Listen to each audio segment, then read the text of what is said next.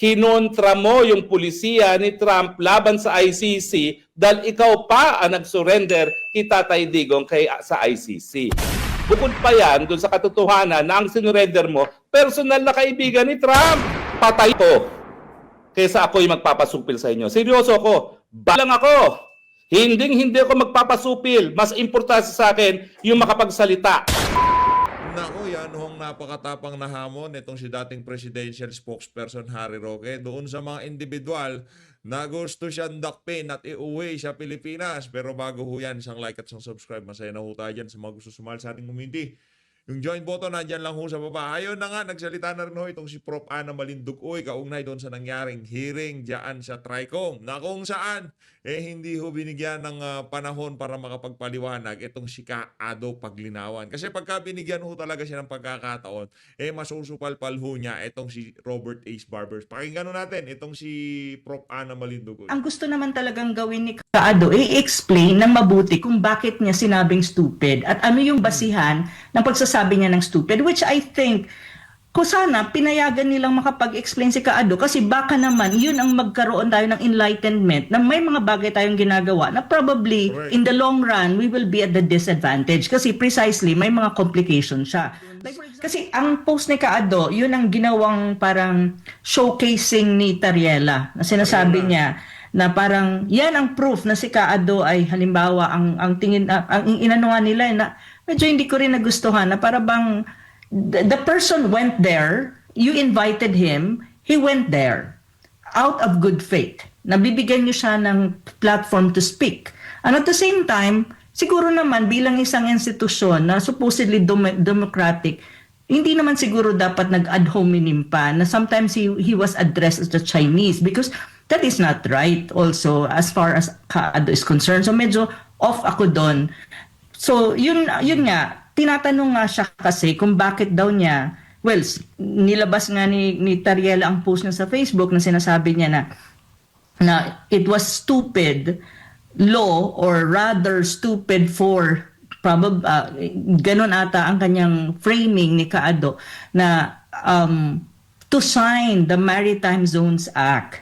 Kasi for Kaado, it was a critical comment. Maybe the word stupid is a little bit more provocative, but I think it was not really out of respect. But I think the way I analyze it, he was trying to put the message across na bakit nyo pinush ito kasi may mga legalities dito at may mga complications sa batas na pinush at naging batas na ngayon natin sa Pilipinas. Kaya nga ako, katapos ng first day ng conference, naglagay ako ng rejoinder. At I posted it in my social media account, especially in Facebook, with that video. Kasi first and foremost, ang gusto naman talagang gawin ni Kaado, i-explain ng mabuti kung bakit niya sinabing stupid at ano yung basihan ng pagsasabi niya ng stupid, which I think kung sana pinayagan nilang makapag-explain si Kaado kasi baka naman yun ang magkaroon tayo ng enlightenment na may mga bagay tayong ginagawa na probably hindi siya ganun. Well, in the long run, we will be at the disadvantage kasi precisely may mga complications siya. Like for example, ang sinasabi nilang Maritime Zones Act of the Philippines na actually ito yung bagong batas na naipasa at ang ano dito is Republic Act number 11934. Ay yung post ko sa Facebook, tinitignan ko right now. It was signed into law in August 2023. Tapos, ano yung purpose niya? To codify and declare the country maritime zones in accordance with the international law. However, according to Kaado, which I know as well, kasi pinag-uusapan namin yan, we belong to the same think tank, na sinasabi nga niya, paragraph 2 of the act, which refers to the West Philippine Sea, reveals a fundamental strategic and legal miscalculation. Kasi nga, may problema doon sa term na WPS. Kasi ang WPS, to be frank, is not internationally recognized. It is to a certain degree ginagamit natin sa Pilipinas because there is a domestic legislation. At yun ang tinatawag nating Executive Order number 29 na pinirmahan at nilabas ni Aquino III nung time na yun kasi may standoff tayo and we filed a complaint in the tribunal. Pero kung ang WPS may backing siya na executive order, domestically, yes, legally speaking, technically speaking, yes, it may be applicable to the context of the Philippines within the jurisdiction of the Philippines. But when you talk about international community, when you talk about international law, when you talk about recognition even among claimant states, even in the United Nations, even in tribunals, it is not recognized internationally. So yun yung punto niya na may contradiction, medyo may complication yung batas kasi legally speaking, when you put it in the international level, hindi siya malakas. Wala siyang foundation wala siyang anchor. Domestically, yes, it's good to say na mayroon tayong WPS, mayroon tayong batas, but the most important kasi when you talk about the South China Sea, kasi ang South China Sea is not a domestic issue.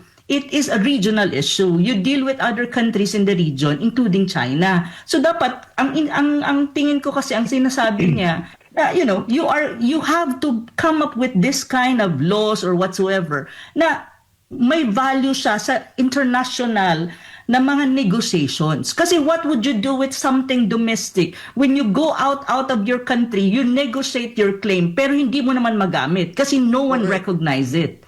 Yun. Yun lang ang gusto sabihin nitong si Kaado pag linawang. Kaya niya sinabing stupido yung ano na yun, yung batas na Yun yung problema doon. Yun ang point ni I think that's how I perceive the point of Kaado na sinasabi niya, ay sandali lang.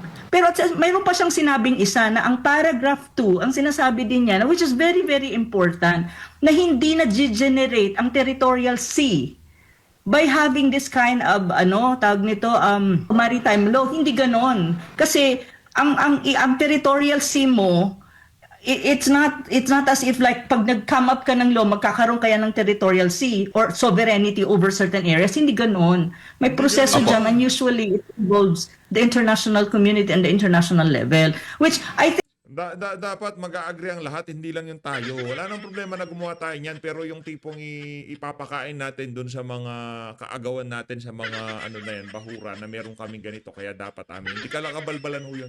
Dapat magkakaroon ng pag-uusap na kung saan kung magkakaroon man ng pulisiya diyan sa bahagi ng mga na yan, ng mga bato-bato, magkaroon ng tamang komunikasyon doon sa mga bansang meron din dispute. I think ang ko lang sa ating mga kababayan, kasi medyo mahaba yung explanation dyan, I posted my rejoinder in my Facebook account, so you can read it and slowly and understand it slowly for everyone to understand na sandali lang.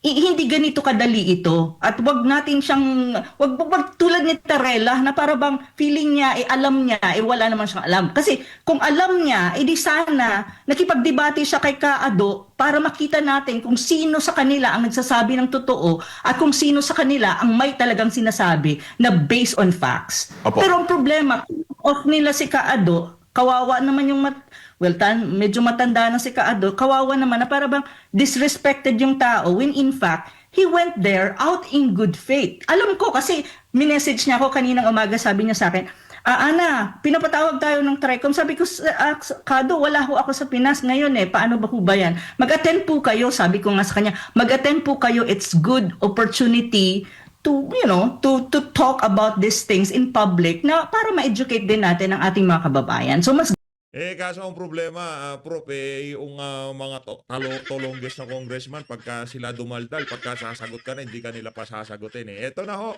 pakinggan ho natin ang pinaka-latest na update dito kay dating presidential spokesperson Harry Roque. Kung ano na nga bang latest sa kanya dyan sa The Hague, Netherlands. Eto mga kababayan. Na mga pangyayari na ating pag-uusapan sa ating The Spokes Hour. Now, ano ba hong mainit ngayon? Abay, napabalita na 4 ng West ng ICC ang napasama sa freeze order ng ating bansang Amerika sang-ayon nga doon sa executive order ni President Trump na nagsasabi na lahat ng tao na makikipagtulungan, kasama na lahat ng opisyales ng ICC na nakipagtulungan laban sa mga kaalyado ng Amerika gaya ng Israel at syempre kasama na rin ng Pilipinas, ay magkakaroon ng freeze sa lahat ng kanilang ari-arian, bukod pa dun sa hindi sila po pwedeng makapasok ng Amerika. Now, kapag ikaw kasi na-freeze, ibig sabihin yung mga bank accounts mo, maski wala kang bank account sa Amerika, po pwedeng hindi ka na makagamit ng SWIFT, no? Ibig sabihin, hindi mo na magagamit yung American system sa pagpapalipat ng pondo, no? Ipit ka pa rin kasi lalo na kung ikaw ay empleyado ng ICC, dumadaan yan sa SWIFT, no? Sa ayaw at sa gusto mo kasi nga yung mga contribution ng mga member countries ay dumadaan sa pamamagitan ng SWIFT, no? At syempre, yung paglipat ng pondo sa account mo mismo, ay dumadaan din yan sa SWIFT, no? Kung galing sa ibang bansa yung pondo. At syempre, ang mga West naman ng ICC, talaga naman pong lahat sila dayuhan, no? Wala naman Dutch na West dyan. So lahat sila may mga foreign accounts, may mga sweldo nila, kung bahagi, kung hindi man buong buo, ay dapat ipadala sa kanilang mga bansa. So ngayon po, lahat yan ay frozen. At isa dun sa 4 na West o mahistrado na na-freeze ang account ay isa sa West ni Tatay Digong. Kung di po ako nagkakamali, ito po yung European na West. Sandali po, i-check natin, no? Kung sino talaga yung kasama sa Tatay Digong na freeze, no? Tanungin po natin, ha?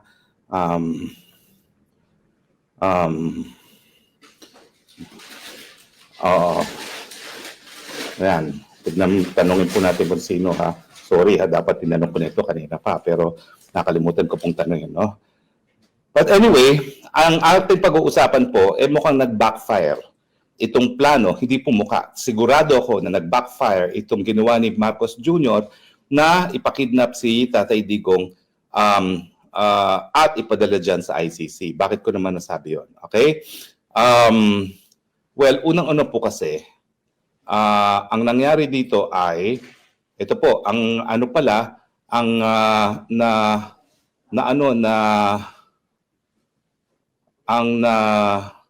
na priest na kasama dun sa 4 ay si Rene Adelaide Sophie Alipani Ganso na siyang na siyang judge din sa kaso ni Tatay Digong. So tignan nga natin kung tama. Okay. Now, bakit nag-backfire? Well, alam niyo po kasi, itong EO ni Trump, yan lang po yung latest na ginawa ng Amerika laban sa ICC. Hindi pa po presidente si Trump, nagkaroon na ng batas ang Amerika na nagsasabi na kapag merong Amerikano na lilitisin sa ICC, yan ay dahilan para magdeklara ng giyera laban sa Netherlands at lusubin ang The Hague kung saan naroon ang ICC at ang kanyang kulungan. So, ayun nga, tama. Ang judge ni PRRD na na-freeze siya ay si Judge Rene Adelaide Sophie Alipini Gansu na siya po ay taga Benin. Okay? At dati po ay siya nanilbihan sa African Commission on Human and People's Rights. So ngayon, wala na siyang bank account, hindi na siya po pwede pumasok ng Amerika at lahat ng kanyang mga accounts kung meron man sa Amerika ay frozen. Now, itong EO na ito, gaya ng aking sinabi, ito yung latest lang na ginawa ni Trump para nga iparating ang matinding pagtutol ng Amerika sa kaganapan at mga katungkulan ng ICC. Nung kasi pinag-uusapan yung ICC Rome Statute, sinasabi ng mga Amerikano na teka muna, ang ating batas sa buong mundo ay nagsasabi na hindi po pwede maging kriminal ang isang bagay na walang batas na nagsasabi na isang gawain ay kriminal. At syempre, pag ikaw ay humihingi ng batas, yan ay batas na lokal, hindi yan batas na international.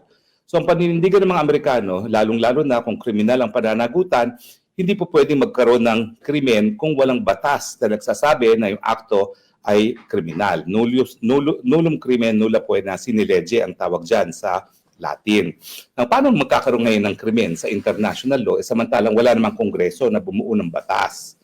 Now, ang ginawa namang remedyo dyan ay yung batas na nagsasabi na may mga kriminal na bagay-bagay na po pwedeng litisin ng ICC ay pinadaan sa pamamagitan ng tratado at yun nga po yung Rome Statute of the ICC. Now, mula nung nagtutulong Amerika dyan, talagang dininaw na Amerika na marami siyang alinlangan dyan. Bukod doon sa kawalan ng batas na binuo ng soberenyang mga bansa para parusahan ng mga gawaing dapat ay kriminal, sinasabi rin ng Amerika na makapangyarihan ng prosecutor. Sa Amerika, halal ang attorneys, yung mga attorney generals no, ng iba't ibang estado, kaya nagkakaroon ng pananagutan. Pero ang sabi ng mga Amerikano, itong prosecutor nito po pwedeng kasuhan ng isang nakaupong presidente at hindi immune from prosecution ng presidente ngayon, and yet walang pananagutan kasi siya ay hala lamang ng mga miyembro ng Estado, hindi ng taong bayan. So kaya nga binuo nila yung pre-trial chamber para makonvince yung mga Amerikano na lahat naman ang gagawin ng pre-trial chamber, kailangan ng prosecutor ay kailangan bigyan ng basbas ng pre-trial chamber.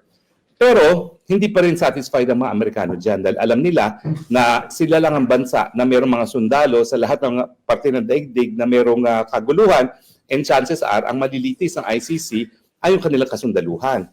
Kaya nga bumuo sila ng batas na nagsasabi na kapag mayroong Amerikanong linitis ang ICC, sa panadahilan yan para lusubin ng mga Amerikano ang ICC. Yan po yung konteksto kung bakit naman itong si Marcos Jr. ay nagdesisyon pa na ipadala sa ICC si Tatay Digong.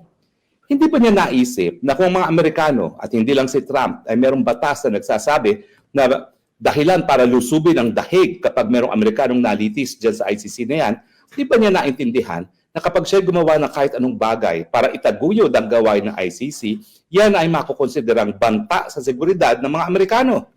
Kasi kapag ikaw ay nakipagtulungan sa ICC, ibig sabihin yan, ini-endorso mo yung gawain ng ICC at in other words, kinukontra mo yung sinasabi ng mga Amerikano na illegal yung gawain ng ICC. Ito'y labag sa soberenya at labag sa karapatang pantao dahil wala naman lokal na batas na nagpaparusa doon sa mga krimen na linilitis ng ICC. So akala siguro ni Marcos Jr., palibasa, hindi naman involved ang Amerika sa pag-kidnap kay Tatay Digong at pagpapadala sa ICC, hindi makaka-apekto dun sa kanyang sipsep kay Trump yung gawain niyang pangingidnap kay Tatay Digong dito nga sa ICC sa dahig. Dapat naisip niya na kung ang mga Amerikano at hindi lang si Trump ay magkakaroon ng batas na lulusubin ang dahig kapag merong Amerikanong linitis, siguro naman dapat naisip niya na kapag siya nakipagtulungan sa ICC, hindi rin siya makakasipsip kay Trump. At ngayon, yan ang nangyayari. Kahit anong higop sa puwet ni Trump, ng ating ambassador na si Babes Romualdez sa Amerika, na makipagkita sana si President Trump kay Junior sa Pilipinas o di naman kaya sa Amerika, hindi nagtagumpay. Kanina lang, narinig ko yung broadcast ni Maharlika. Alam niyo naman si Maharlika, maraming puting ahas yan. Hindi nagkakamali yan. Abay, nagwawala na naman ang Lisa Marcos dahil hindi nga nakakuha ng appointment. Paano ka makakakuha ng appointment? Siguro, meron kang sinisinghot nung nagdesisyon ka na ipakidnap na hindi mo nalaman na kapag ang Amerika may batas na lulusubin ang kahit sino makipagtulungan sa ICC, lulusubin ang dahig kapag naglitis ang ICC ng kahit sinong Amerikano, siguro dapat naisip niya kung ikay nasa tamang pag-iisip na kapag ikaw ay gumawa ng kahit anong bagay na magbibigay lehitimo sa mga aksyon ng ICC gaya ng pangingidnap at pagpapadala kay Presidente Duterte sa ICC para litisin, bad shot ka sa Amerika. Lisa, ha? Hindi lang ikaw ang pwedeng mag-bad shot. Kung si VP Sara ay bad shot sa iyo yan, bad shot ka naman at nakasawa mo kay President Trump. Dahil ikaw, binigyan mo ng lehitimo ang mga gawain ng ICC. Yan ang instance na dapat kasi bago gumalaw, maski na sa mga kalaban, isipin kung ito'y makakabuti o makakasama sa iyo rin. Kahit anong higop mo ngayon sa puwet ng kani-kaninong puwet, hindi magpapakita sa iyo si Trump dahil nasa kasadsagan nga tayo ngayon ng kasaysayan ng Amerika na talagang gusto na niyang mabuwag ang ICC. At yung ginawa mo, binigyan mo ng lehitimo. Bakit? Kasi kung wala yung kaso ni Trump, talaga naman pinag-uusapan na ang pagbubuwag sa ICC. Nung huling Assembly of State Parties, talagang bibitiw na ang mga bansa dahil sayang lang ang pera na kinocontribute dahil wala namang linilitis sa kasong ICC. Maraming warrant of arrest, hindi naman mahuli. Paano ka maglilitis kung hindi mo naman nahuhuli mga akusado, di ba? Ayan ngayon ang iyong kapalaran. Akala mo nawalan ka ng kalaban sa politika sa Pilipinas. Pero nawalan ka nga ng kalaban ng Presidente Duterte, nawalan ka rin ng rest back galing sa Amerika. Ano ba mas importante? Mawala yung sa tingin mong kalaban sa politika na nananahimik naman dahil 80 anyos na at gusto nila magpahinga at mag-mayor-mayor dyan sa kanyang siyudad ng Davao, or mawala ang pinakamalaki mong rest back? tapatan lang, ang mas importante para manatili sa kapangyarihan si Marcos Jr. ay ang respect ng mga Amerikano. Di ba sa kasaysayan naman natin, talaga namang ganyan. Kahit ganong kabulok ng presidente, habang hindi nag-withdraw ng support ng Amerikano, nananatili sa kapangyarihan.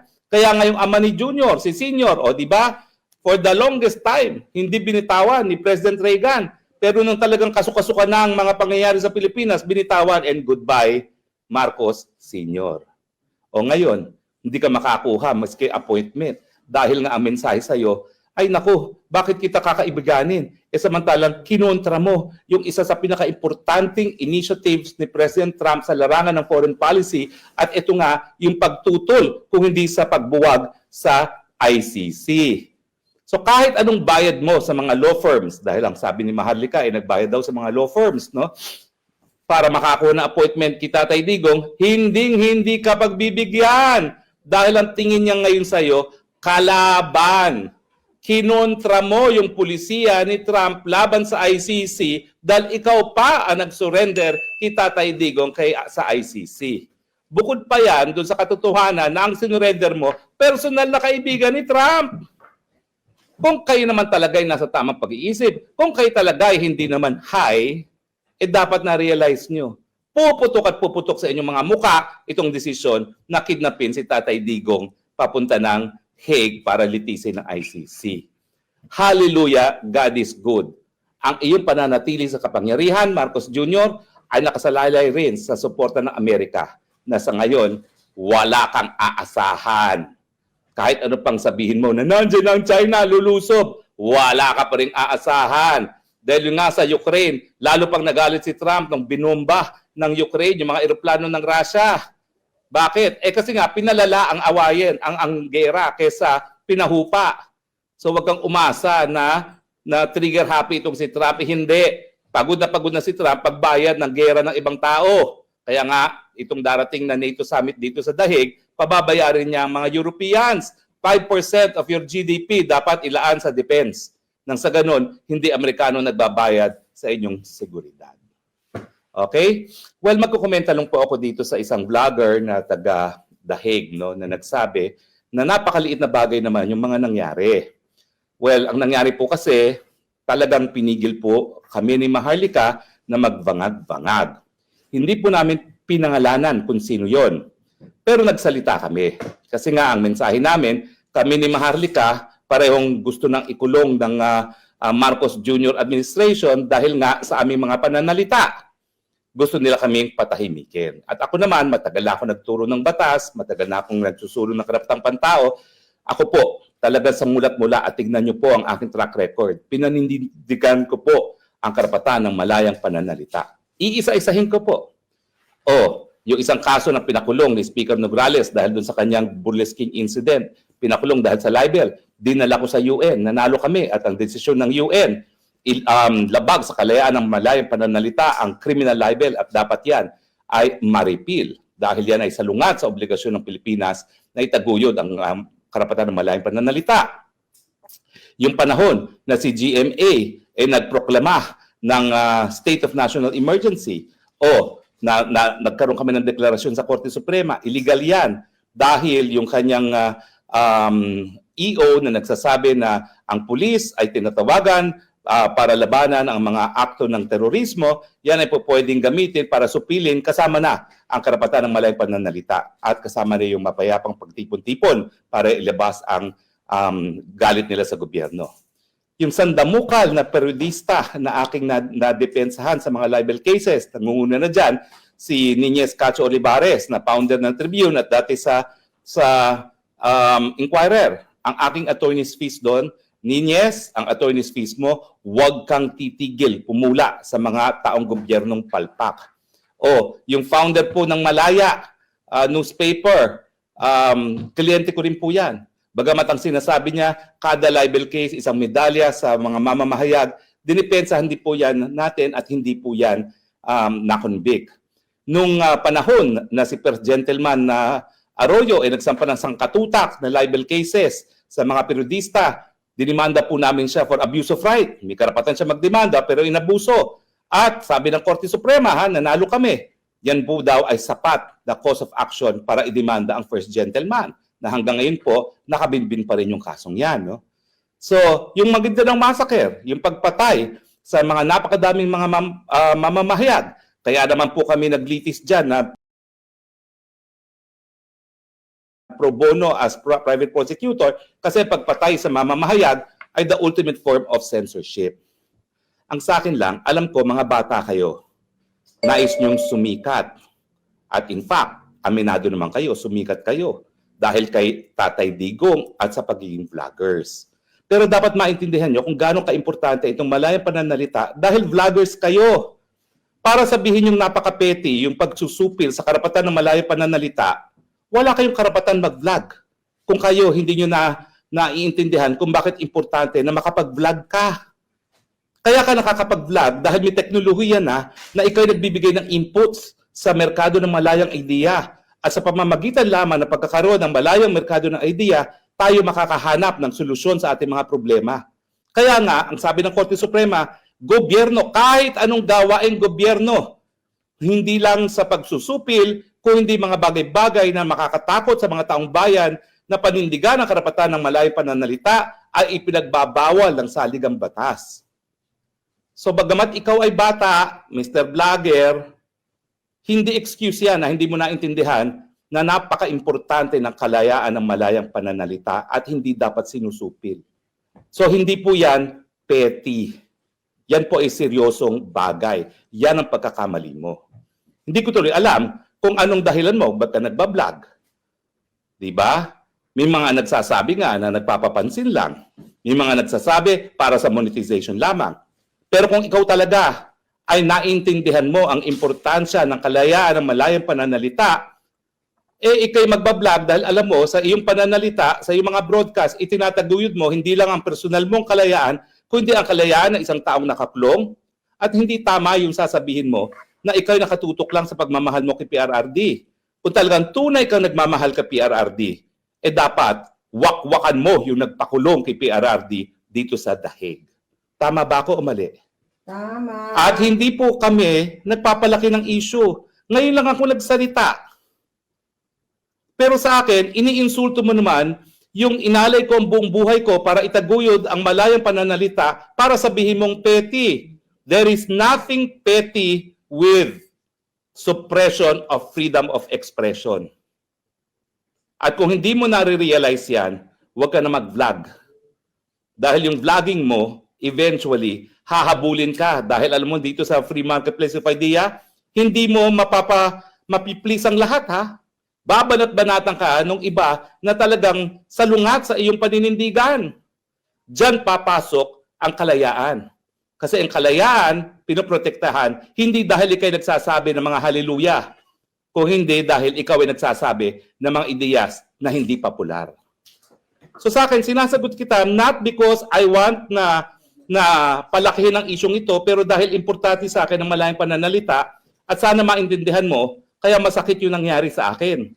Dahil nga, si Marcos Sr. hindi nagtagumpay na patahimikin ako. Si Marcos Jr. hindi nagtagumpay, miski ako ngayon wanted in a non-bailable case. Sa tingin nyo, ikaw at iyong mga kaibigan na nagbibidabidahan, kaya akong supilin, kasama pa si Maharlika? Hindi. Patayin nyo na lang ako kaysa ako'y magpapasupil sa inyo. Seryoso ako, barilin nyo na lang ako. Hindi ako magpapasupil. Mas importante sa akin yung makapagsalita. Hindi ako magpapasupil kahit kailan. At kung hindi mo matanggap yan, talagang tuloy ang away. Hindi dahil ito'y petty, kung hindi dahil ito'y nakabase sa prinsipyo at sa kalayaan na kinikilala sa buong daigdig. Ikaw siguro ang petty dahil ang buong daigdig kinakilala ang importansya ng karapatan nito sa International Covenant on Civil and Political Rights, sa European Convention on Human Rights, sa Bill of Rights ng Pilipinas. And yet, tatawagin mong petty? Mag-isip-isip ka. I'm giving you allowance dahil bata ka pa.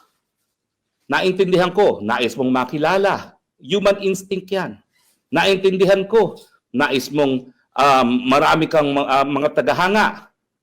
Pero hindi ko maintindihan yung babawasan mo ng importansya yung isa sa pinaka-importanting karapatan para magkaroon ng demokrasya. For your own education, this is where I say the line is here. There is nothing petty with standing up for freedom of expression. Sorry ka na lang kung hindi mo matanggap yan. Maraming salamat po sa inyong patuloy tagkilik. Medyo high blood na naman si Spokes ng Bayan, pero kinakailangan po. Dahil tayo naman po